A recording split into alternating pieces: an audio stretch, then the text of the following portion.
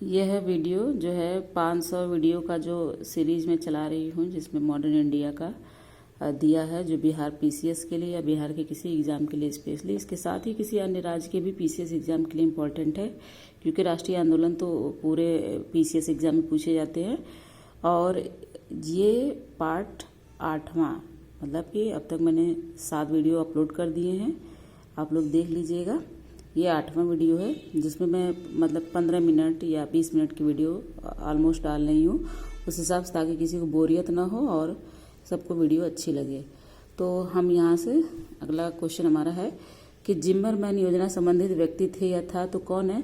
सभी लोग हैं। लाला हरदयाल जी हैं, भूपेंद्र दत्त है, वीरेंद्र नाथ चट्टोपाध्याय, ये सभी लोग हैं। इसका एक्सप्लेनेशन है कि प्रथम विश्व युद्ध के दौरान भारतीय क्रांतिकारियों ने जर्मनी से शस्त्र एवं गोला बारूद मंगाने की योजना विदेश में रह रहे भारतीयों की सहायता से बनाई थी, जिसे हिंदू जर्मन षड्यंत्र तथा जिम्मरमैन योजना का नाम दिया गया। मतलब हिंदू जर्मन षड्यंत्र अगर लिखा जाए या फिर जिम्मरमैन योजना, दोनों एक ही चीज़ है। कौन लोग इसमें हैं? इसमें है लाला हरदयाल जी, भूपेंद्र दत्त और वीरेंद्र नाथ चट्टोपाध्याय। ये तीनों ही इस योजना से संबंधित। इन लोगों ने मिलकर जर्मनी के सहयोग से इस योजना के तहत 1915 में बर्लिन कमेटी की स्थापना की थी। तो कई चीज हो गया, जिम्मरमैन योजना और बर्लिन कमेटी दोनों। किसान नेता मोतीलाल तेजावा संबंधित है किससे? तो ये मेवाड़ के भील आदिवासी आंदोलन संबंधित है, 2020 में पूछा हुआ क्वेश्चन है। साइमन कमीशन को किसकी अध्यक्षता में नियुक्त किया गया? साइमन कमीशन तो सर जॉन साइमन ही इसी की अध्यक्षता में नियुक्त होगा ना। और ये 1927 को होता है और आता है इंडिया में 1928 को। फिर उसके बाद है अगला क्वेश्चन, ये रहा अगला क्वेश्चन है क्या कि 1920 के मध्य हिंदुस्तानी सेवा दल की शुरुआत किसने की? तो इसका ऑप्शन सही है सी, एन एस हार्डिकर ने। इसका एक्सप्लेनेशन है कि हिंदू सेवा मंडल की शुरुआत स्वतंत्रता सेनानी एवं कांग्रेस नेता डॉक्टर एन.एस. हार्डिकर ने की थी। भारतीय राष्ट्रीय कांग्रेस के तहत कार्य करने वाले संगठन के सदस्य गांधी टोपी पहनने के लिए जाने जाते हैं। बम्बई योजना में प्रस्ताव था, क्या है इसका ऑप्शन? ऑप्शन ई दे रहा है। बम्बई योजना 1945 में प्रमुख भारतीय उद्योगपतियों द्वारा उद्योगपतियों के एक समूह द्वारा प्रस्तुत की गई थी। इस योजना के तहत भारत के लिए आयात प्रतिस्थापन और औद्योगिकरण आधारित प्रस्तावों के माध्यम से भारतीय अर्थव्यवस्था के तीव्र विकास, आर्थिक विकास की बात कही गई थी। बाद में साथ ही इसमें देश के आर्थिक विकास में राज्य द्वारा हस्तक्षेप और योजनाबद्ध विकास के साथ सार्वजनिक उपक्रमों की आवश्यकता के रूप में कुछ पूंजीवादी विशेषताओं का परित्याग भी परिलक्षित होता है। इस आधार पर अभिष्ट उत्तर ई होगा। मतलब सभी लोग मिला के, सभी ऑप्शन मिला के होगा। तो एक से अधिक है, तो एक से अधिक का ऑप्शन कौन होगा? ई। फिर जमशेदपुर लेबर एसोसिएशन की स्थापना 1920 में किसने की? तो ऑप्शन इसका सही होगा एस.एन. हल्दर ने। जमशेदपुर एसोसिएशन 1920 में स्थापित होता और एस.एन. हल्दर ने किया था। और यह जमशेदपुर में स्थापित टाटा इस्पात उद्योग के कामगारों के साथ शुरू हुआ था। अगला क्वेश्चन है कि किसान क्या करें किसने लिखी? तो सही है स्वामी सहजानंद सरस्वती। सहजानंद सरस्वती बिहार स्पेशल के बहुत फेमस क्वेश्चन इनसे बनते हैं। तो इसके बाद जो है भारतीय राष्ट्रीय कांग्रेस के 27वें अधिवेशन की अध्यक्षता, अब यही 27वां माने जो है अधिवेशन, यही 1912 में हो रहा है और यही हो रहा है क्या बांकीपुर में। और इसकी अध्यक्षता आर.एन. मुधोलकर। पिछले में वीडियो में हमने देखा था कि पहले पूछ लिया था कि 27वां कहाँ हो रहा है, तो बांकीपुर में। तो आगे वही है कि 27वां बांकीपुर बिहार 1912 में आयोजित, जिसके तहत एन.एन. मुधोलकर। मदरलैंड को किसने प्रकाशित किया? तो मजरूल हक ने। मदरलैंड नामक साप्ताहिक पत्रिका का पटना के सदाकत आश्रम से मौलाना मजरूल हक ने प्रारंभ किया। तो ये बिहार स्पेशल का क्वेश्चन है। पटना युवक संघ की स्थापना हुई थी कब? 1927 में ही। पटना युवक संघ की स्थापना 1927 में हुई, जिसने बिहार में क्रांतिकारी गतिविधियों को आगे बढ़ाने में महत्वपूर्ण भूमिका निभाई। स्वराज्य मेरा जन्मसिद्ध अधिकार है और इसे मैं पाकर रहूंगा, लेकर रहूंगा, किसने कहा? तो बाल गंगाधर तिलक जी। भारतीय राष्ट्रीय कांग्रेस के लखनऊ अधिवेशन 1916 में बाल गंगाधर तिलक ने कहा था, स्वराज्य मेरा जन्मसिद्ध अधिकार और मैं इसे लेकर रहूंगा। तिलक राजनीतिक उग्रवाद तथा आक्रामक राष्ट्रवाद में विश्वास करते थे। इस अधिवेशन में उग्रवादियों की पुनः कांग्रेस में वापसी हुई तथा तिलक एवं एनी बेसेंट के प्रयासों से कांग्रेस तथा मुस्लिम लीग के बीच समझौता हुआ। ये समझौता लखनऊ समझौता या कांग्रेस लीग समझौता से भी प्रसिद्ध है। कब हो रहा है? 1916 में। स्वराज मेरा जन्म सिद्ध अधिकार और इसे मैं लेकर ही रहूंगा, फिर वही बात की तिलक जी ने। फिर इसके बाद जो है भारतीय क्रांति की जननी किसे कहा जाता है? तो मैडम भीकाजी रुस्तम कामा। भारतीय क्रांति की जननी कौन? मैडम भीकाजी रुस्तम कामा या मैडम भीकाजी कामा। बहुत सारे क्वेश्चन में दिया होता है, रुस्तम वाला वर्ड हटा देता है। तो मैडम कामा का जन्म 24 सितंबर 1861 में हुआ था। उनके पिता पेरेंट्स पारसी थे,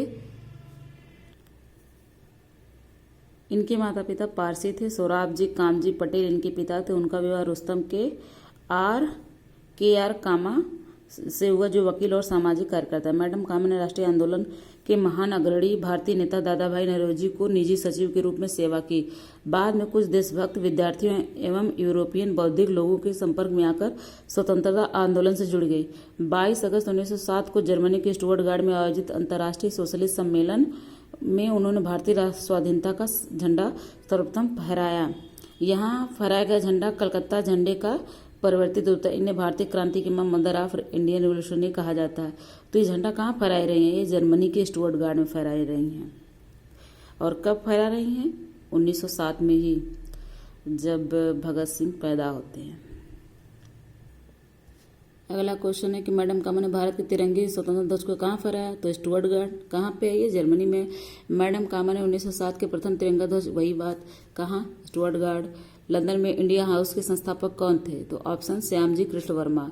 इसी को इंडिया हाउस के संस्थापक श्यामजी कृष्ण वर्मा, क्या लिखा है कि 1905 में, फरवरी 1905 में लंदन में श्यामजी कृष्ण वर्मा ने Indian home rule leagues society की स्थापना की। इन्होंने इंडिया हाउस की भी स्थापना की। यहाँ से एक समाचार पत्र द इंडियन सोशलिस्ट का प्रकाशन भी प्रारंभ किया गया। लंदन में सरकारी तंत्र के विशेष सक्रिय होने के कारण श्यामजी वहाँ से पेरिस और अंततः जिनेवा चले गए। बंगाल विभाजन के विषय में किसने कहा था कि विभाजन हमारे ऊपर बम की तरह गिरा? तो एस.एन. बनर्जी साहब ने कहा था, सुरेंद्र बनर्जी जी ने कहा था। और ये बंगाल विभाजन 1905 में करजन के द्वारा कराया जाता है। भंग के द्वारा कौन सा आंदोलन? तो ये इसका है स्वदेशी आंदोलन। लोक विरोध स्वरूप कि हम कोई भी विदेशी सामान नहीं यूज करेंगे, जब जलाने लगे, जब बंगाल विभाजन होता है उसके बाद। ब्रिटिश सरकार ने 20 जुलाई 1905 को निर्णय की घोषणा कर दी कि हम इसको बंटवारा करेंगे, माने बांटेंगे बंगाल को। 7 अगस्त 1905 को कलकत्ता के टाउन हॉल में ये लिखा है कि हम स्वदेशी आंदोलन करेंगे इसका विरोध करने के लिए। ऐसे इसमें ऐतिहासिक बहिष्कार, बायकॉट यही है, ऐतिहासिक बहिष्कार प्रस्ताव पारित किया। इसी के बाद से बंगाल में विभिन्न क्षेत्रों में बंग विरोधी औपचारिक एक रूप से प्रारंभ हो गए। फिर 16 अक्टूबर 1905 को बंगाल विभाजन प्रभावी हो गया। तो ये भी डेट पूछा हुआ है, ये भी डेट पूछा हुआ। और 7 अगस्त 1905 जो स्वदेशी आंदोलन शुरू हो रहा है, ये भी पूछा हुआ है। लॉर्ड कर्जन द्वारा 1905 में किया गया बंगाल विभाजन कब रद्द किया गया? तो ये दिल्ली दरबार 1911 में लगता है, उसी दौरान ये रद्द किया जाता है। तो दिसंबर 1911 में सम्राट जॉर्ज पंचम और महारानी मेरी के भारत आगमन पर उनके स्वागत हेतु दिल्ली एक दरबार का आयोजन किया। दिल्ली में ही 12 दिसंबर 1911 को सम्राट ने बंगाल विभाजन को रद्द घोषित किया। साथ ही कलकत्ता की जगह दिल्ली भारत की राजधानी बनी घोषणा की गई। देखिए इसके पहले क्या है, 1911 से पहले राजधानी थी वो कलकत्ता थी, फिर बाद में दिल्ली 1911 दिल्ली दरबार के दौरान ही घोषणा के अनुरूप बंगाल को एक नए प्रांत के रूप में पुनर्गठित किया गया। उड़ीसा तथा बिहार को इससे अलग कर दिया गया। इसी दौरान असम को एक नया प्रांत में, जैसा कि उसकी स्थिति 1874 में सिलहट को इसमें जोड़ दिया गया। अगला क्वेश्चन है कि कांग्रेस ने स्वराज प्रस्ताव 1905 में पारित किया, इसका उद्देश्य क्या था? इसमें इस क्वेश्चन को स्टार लगा दिया। इसका उत्तर सही क्या हो रहा है कि कांग्रेस ने स्वराज संबंधी प्रस्ताव 1905 में बनारस अधिवेशन में चर्चा की और 1906 के कलकत्ता अधिवेशन में पारित कर दिया गया था। ठीक, तो ये 1906 में पारित किया गया, इसने बता रहा है 1905 क्वेश्चन। इस प्रस्ताव के साथ स्वदेशी बहिष्कार और राष्ट्रीय शिक्षा संबंधित प्रस्ताव भी पारित किए गए। तो उद्देश्य कंफर्म नहीं हो रहा। पहली बात, क्वेश्चन ही 1906 लिखना चाहिए था। 20वीं सदी के प्रारंभिक वर्षों में कांग्रेस की विभाजन की प्रक्रिया शुरू हुई कब, किस वजह से?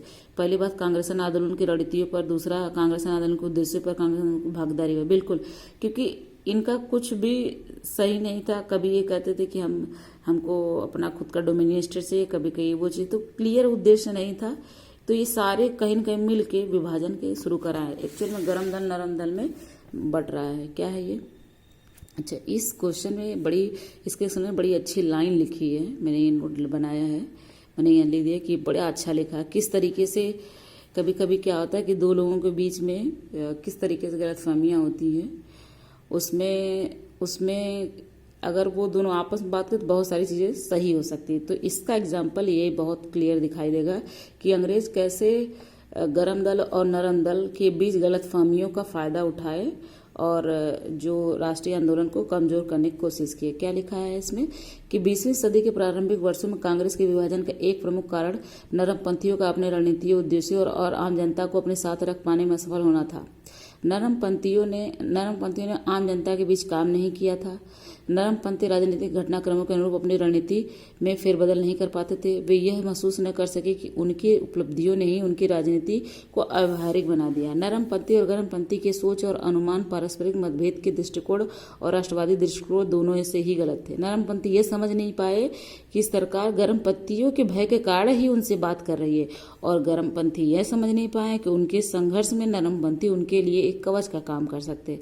फलस्वरूप 1907 सूरत के अधिवेशन में कांग्रेस का विभाजन हो गया, और जो आके 1916 लखनऊ अधिवेशन में फिर मतलब विलय हो जाता है। तो मुसलमान यदि खुश है और संतुष्ट है तो भारत में ब्रिटिश शक्ति का महत्तम बचाव होगा। ये किसने लिखा? ये लिखा है W.W. हंटर ने। क्या लिखा है कि W. हंटर अपनी पुस्तक द इंडियन मुसलमान में लिखा था। तो द इंडियन मुसलमान किसकी किताब है? W. हंटर की। उसमें क्या लिखा है कि मुसलमान यदि खुश है और संतुष्ट है भारत में ब्रिटिश शक्ति का महत्तम बचाव होगा। किस वर्ष HRA हिंदुस्तान रिपब्लिक एसोसिएशन की स्थापना हुई? तो 1924 हुई। और कौन कौन की बहुत ज्यादा पूछा हुआ क्वेश्चन है। संस्थापक कौन थे? सचिंद्र सान्याल जी, रामप्रसाद बिस्मिल जी, योगेश चंद्र चटर्जी और चंद्रशेखर आजाद जी। बंगाल विभाजन की घोषणा जो की गई थी वो जो है उसका उत्तर इसने 19 जुलाई 1905। अगर इसमें 20 जुलाई होता तो भी सही होता। ठीक है, तो अब 19 जुलाई 20 के नजदीक तो 19 जुलाई करेक्ट है। क्या लिखा है कि बंगाल विभाजन का प्रस्ताव 3 दिसंबर 1903 को ब्रिटिश संसद में रखा गया। इसकी औपचारिक घोषणा 20 जुलाई को, स्रोतों में 19 जुलाई भी दिया गया, तो वही उत्तर बन रहा है। फिर वो चीज़ सेम ये चीज़ हो गया। और 16 अक्टूबर 1905 को प्रभावी हो गया। उसी दिन को रविन्द्रनाथ टैगोर ने कहा कि रक्षाबंधन के रूप में मनाइए। कर्जन वायली की हत्या को किसे मृत्युदंड दिया गया? मदन लाल धिंगरा जी को दिया गया। वायली की हत्या 1 जुलाई 1909 को लंदन में मदन लाल धिंगरा ने गोली मार के किया। वायली भारत मंत्री के बॉडीगार्ड के रूप में नियुक्त था। 17 अगस्त 1909 को मदन लाल धिंगरा को फांसी दे दी गई। मॉन्टेग्यू चेम्सफोर्ड की रिपोर्ट 1919, इसका सही भारत सरकार अधिनियम 1919 का आधार बनी। तत्कालीन भारत सचिव मॉन्टेग्यू कौन था? भारत सचिव था। और वायसराय उसका कौन था उस दौरान? Lord Chelmsford. तो इन दोनों के बीच में एक रिपोर्ट बनाई जाती है जिसको कहा जाता है कि मॉन्टेग्यू चेम्सफोर्ड की रिपोर्ट, जो कि भारतीय परिषद अधिनियम 1919 का आधार बने। इस अधिनियम के तहत प्रांतों में पहली बार द्वैध शासन लागू किया गया। अगला है कि new lamps of for old lake श्रृंखला 1893-94 सर्वहारा वर्ग के साथ संपर्क से बाहर होने के लिए कांग्रेस की आलोचना की गई थी। इन लेखों का लेखक कौन था? अरविंद घोष जी थे। तत्कालीन भारतीय परिस्थितियों का एवं कांग्रेस की साम्राज्यवादी शक्तियों के समक्ष ढुलमुल रवैया अपनाने का अरविंद घोष ने अपनी लेख श्रृंखला न्यू लैम्प में कांग्रेस की आलोचना की थी। भारत का प्रथम गवर्नर जनरल कौन था? तो प्रथम गवर्नर जनरल कैनिंग था। कैनिंग नहीं था।